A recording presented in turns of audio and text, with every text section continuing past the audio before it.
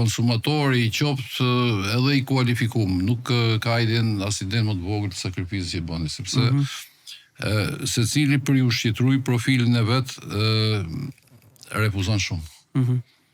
Me refuzu nuk është që ti refuzon një muzikë cilën e dëgjon për qefin të ndarke. Ti refuzon punën. Po, me drejt. Refuzon të ardhurat, edhe të ardhurat financiare, le të themi, po. Po, do të thotë që ti duhet të lodhesh shumë pasaj për ti kompensu një rrugë tjetër.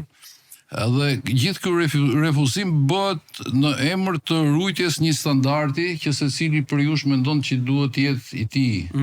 Edhe sakrifikon, si thush, një aspekt shumë të rëndësishëm të jetës vet, që është jetuarit pak më mirë, sepse bëhet fjalë për mos mendoj njerëz se për çfarë flitet.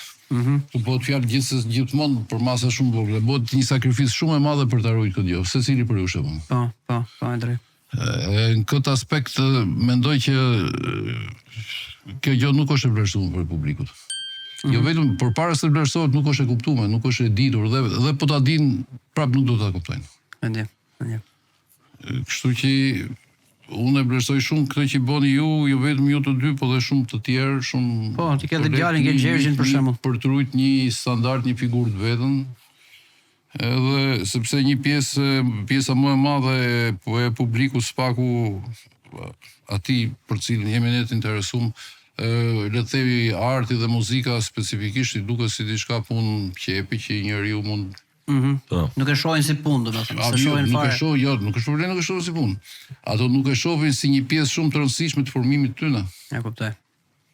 Këtë nuk e kuptojnë, Po kjo është, le të themi, ky realitet këtu jetojmë edhe tash çfarë më thon. Unë nuk mendoj që duhet më u tërheq, duhet më ngul kom aty ku jemi ngul kom. Atë të vetën duhet më ngul kom, sepse nga tërheqja nuk përfiton jo. Nuk arrin gjë duke u tërheq.